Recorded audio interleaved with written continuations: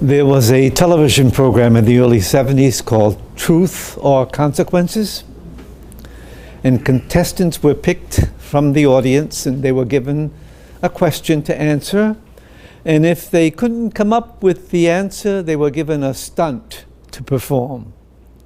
And there was a lot of humor and surprise in the program. Not so with the Maccabees, a people who suffered serious consequences for adhering to the truth. Being, as you heard today in that reading, an observant Jew was dangerous. Whoever was found with a scroll of the Old Testament or observed Jewish law was condemned to death by decree of the king. We heard how many Israelites showed their lack of trust in God, how? Abandoning the faith. They fell to the lure of the present age.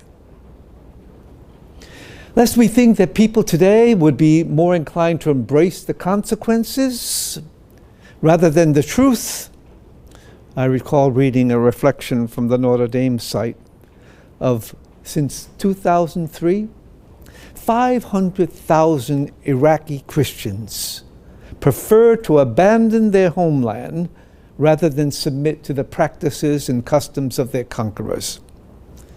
Some are among us, many in the Detroit areas, and others are scattered throughout the world. They did not abandon their trust in God. Trust in God was displayed for us today in the gospel when the blind man called out to Jesus, "Son of David, have pity on me." Yes, Jesus restored his sight, but more importantly than the miracle, it was the trust that that man had in Jesus that prompted Jesus to respond to him. How do we acquire trust? The trust that enabled Maccabees to remain loyal to God. The trust that enabled Iraqi Christians to abandon their homeland rather than abandon their faith. For someone who was blind to still trust that the Son of David could take notice of him and reach out to him. It's worth asking ourselves these questions in prayer today.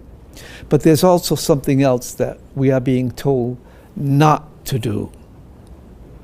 Some people, we heard, said with Jesus walking, and the blind man shouted out at him, "Be quiet, shut up." Well, those voices can still be heard today.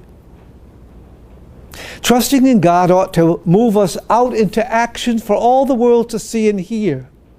We are one body in Christ, and we cannot be quiet and allow the observant believers to stand alone.